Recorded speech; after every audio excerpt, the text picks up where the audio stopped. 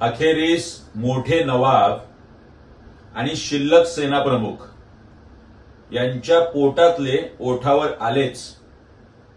कुठलाही मुद्दा, विचार किंवा कार्यक्रम यासाठी नव्हे तर छोटे नवाब आदित्य ठाकरे यांना मुख्यमंत्री बनवायचंय म्हणून भारतीय जनता पक्षाबरोबरची युती तोडली आणि काँग्रेस आणि राष्ट्रवादी बरोबर जाऊन आघाडी करून स्वतःच मुख्यमंत्री पदाच्या खुर्चीत जाऊन बसले.